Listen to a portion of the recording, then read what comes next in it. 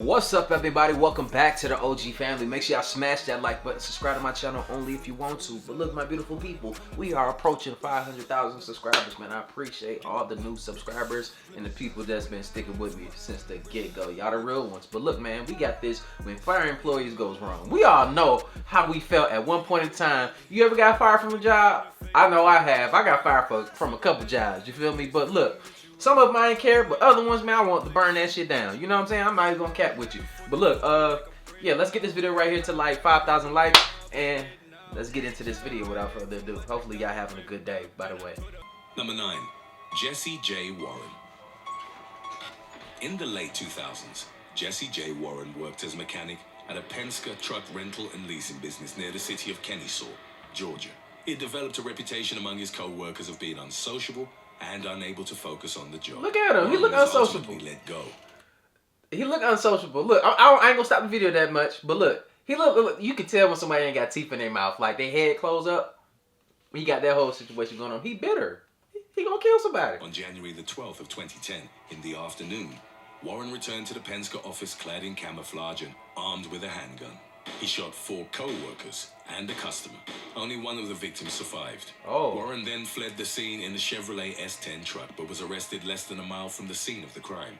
Warren was deemed incapable to stand trial and in 2017 was indefinitely committed to a mental institution. What? Hell no. Number 8. Hell Vernon no. Spencer. Put his ass in prison. In the late 1930s, With the big Vernon dogs. Spencer was the principal of the South Pasadena Junior High School. By 1939, Spencer's critical and perfectionist style had caused friction with the school's staff. Superintendent George C. Bush eventually placed the principal on an involuntary leave of absence. Spencer's abrasive behavior worsened upon his return to the school, and he was eventually fired on April the 30th of 1940. The man didn't accept his termination and demanded a hearing, which was set for May the 6th. On that date, Spencer arrived at the administrative office where the meeting was held. Oh, you pulling up with his some shit. .22 caliber Colt Woodsman handgun and 50 rounds of ammunition. He fatally shot Superintendent Bush, as well as the principal of the South Pasadena High School and the school district's business manager.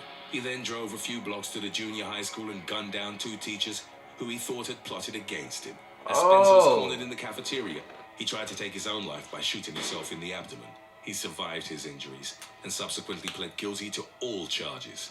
You're not trying to look, man. You should have aimed a little higher. You know what I'm saying? You out here killing all these people because you lost your damn job. Look, we be joking about this stuff, but some people taking this real, bro. Like, that's nothing to play with, bro. If you want to do that, I don't like people that kill people, bro, for stupid shit. That's stupid.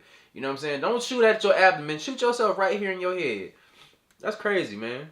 Spencer was paroled in 1977 at the age of 75. Parole? And lived out the rest of his days helping to rehabilitate former convicts in Hawaii.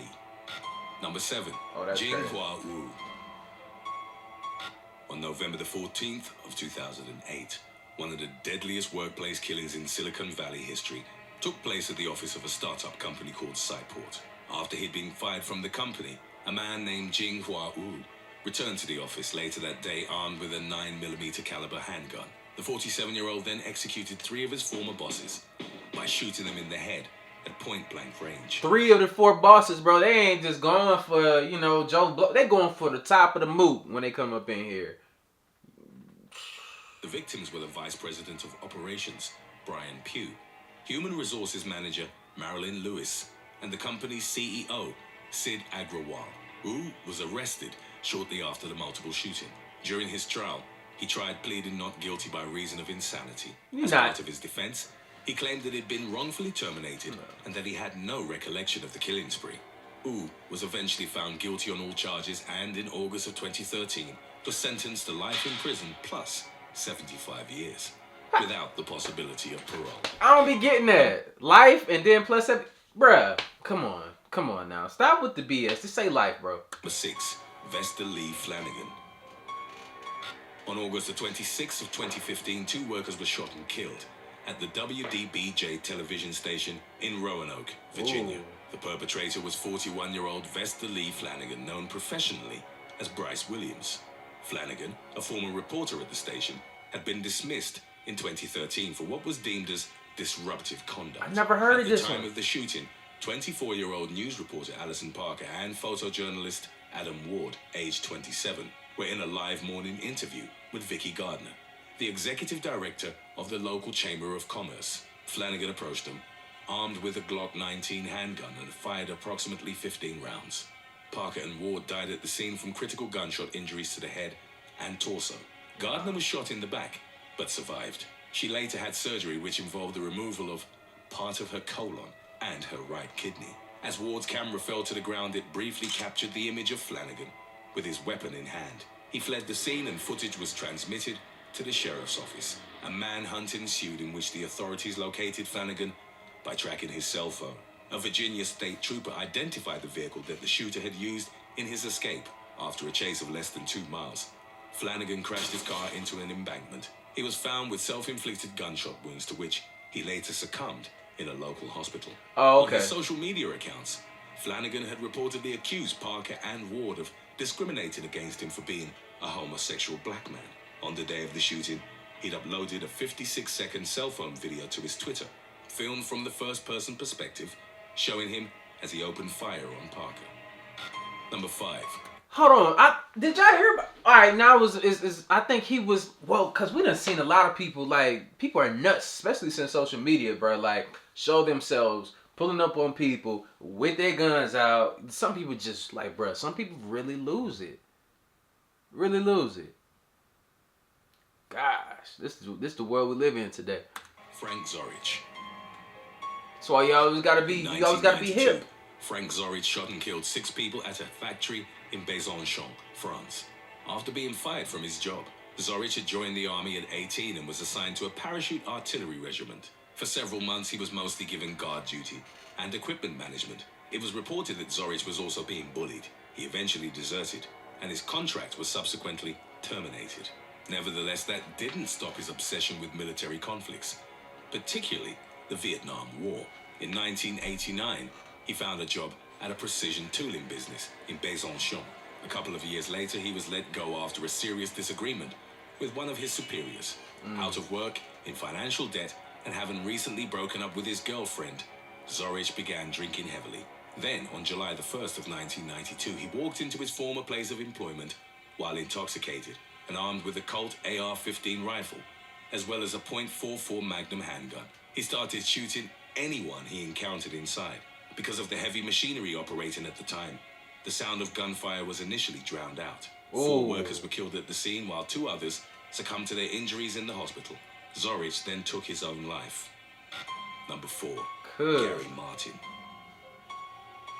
On February the 15th of 2019, Gary Martin opened fire on his former co-workers at the Henry Pratt Company in Aurora, Illinois. It's unclear whether Martin had been dismissed from his job a few weeks prior or if his termination had occurred on the day of the shooting. He was armed with a handgun that had a green laser sight attached to it. He shot and killed 5 male workers, including the plant manager, an HR manager, and a 21-year-old student on his first day as a human resources intern. Martin then engaged responding police officers in a 90-minute shootout, which led to 5 officers and a civilian being injured.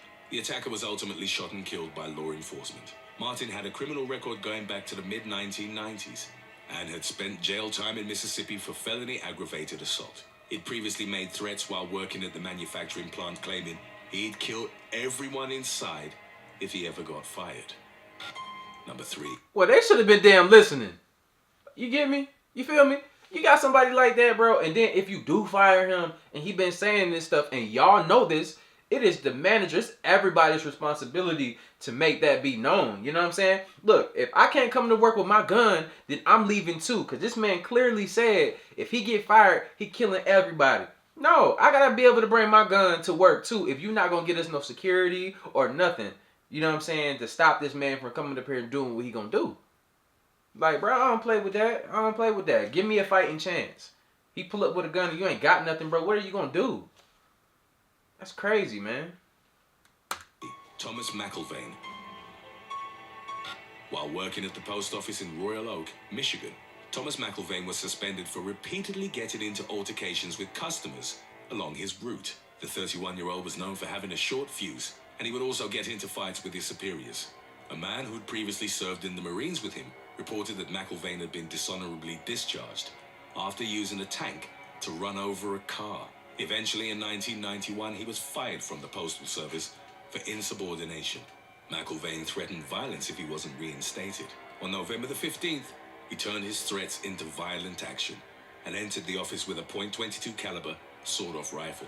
McIlvaine... We done heard this too many times. They be telling them, I'm kill y'all if I don't get... Man, that's crazy. He started shooting his former co-workers, killing 3 and injuring 6. Several others were hurt after jumping from the windows of the 2-story building. Oh yeah, I was The jumping. killing spree took place. With his murderous thirst for revenge satiated, the shooter turned the gun on himself. He was later pronounced dead at William Beaumont Hospital.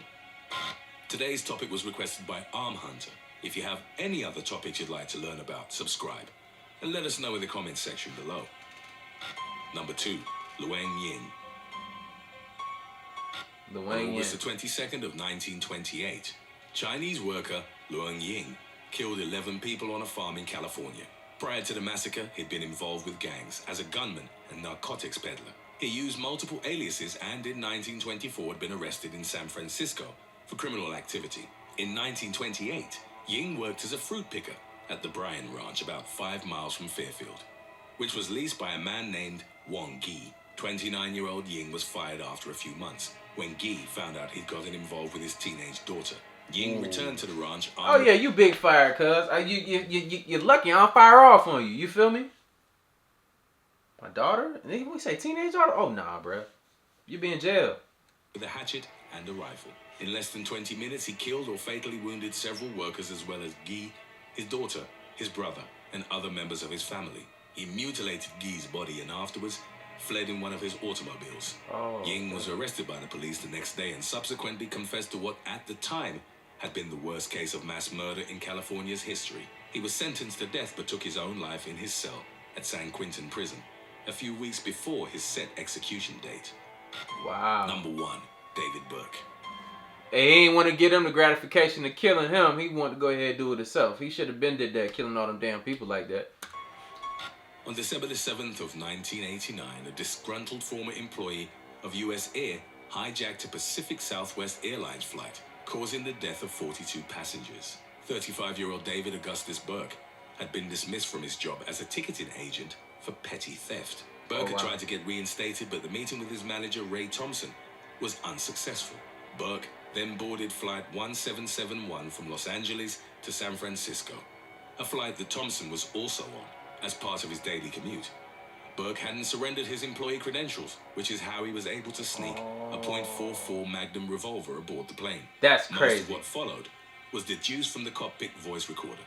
It's believed that after the plane had reached cruising altitude, Burke shot Thompson dead. A flight attendant then opened the cockpit door, informing the pilots that there was a problem.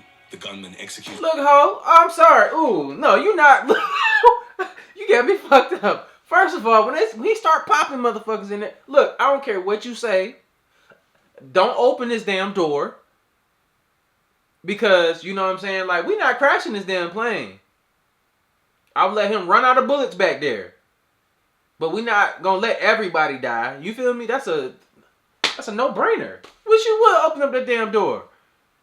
I'll push that door back so hard her fingers will fall off. They'll break off. That's crazy, bro. You getting us all killed because of this? her announcing, "I am the problem." 2 more shots were heard, likely indicating that Burke had either incapacitated or killed both pilots. The aircraft then pitched down and accelerated.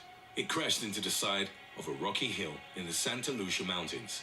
It disintegrated after impacting at about 770 miles per hour, which is slightly faster than the speed of sound. Thanks for watching. Slightly faster than the speed of sound, bro. Like, absolutely not, G. It's some angry people out here, man. And when you fire somebody, you gotta watch how you do it. Cause I know when I got fired, look, they already knew my military background stuff. Look, I don't know why I wasn't gonna do nothing to them. It was like, yo, we're gonna have, all right, cool, bro. Like, it's cool.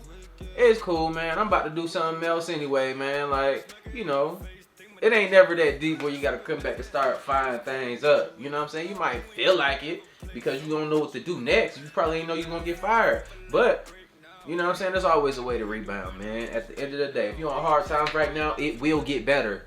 You gotta get up and do something about it. And I'm not saying get a gun, go shoot it up. Go find you another job. You're gonna find you a better job. and everything is gonna be okay. But look, man, if you ain't follow my channel by now, go ahead and subscribe. Follow my social media. I'll see you in the next video. Like I always say, spread love because there's too much hate in this world. Love you guys. See you in the next video. And I'm out though. Blah. She think I'm a flex on her when I roll up. From the toes up. When it comes to my drip, it's different. Get the bricks, flip it. When it comes to my wrist, wicked.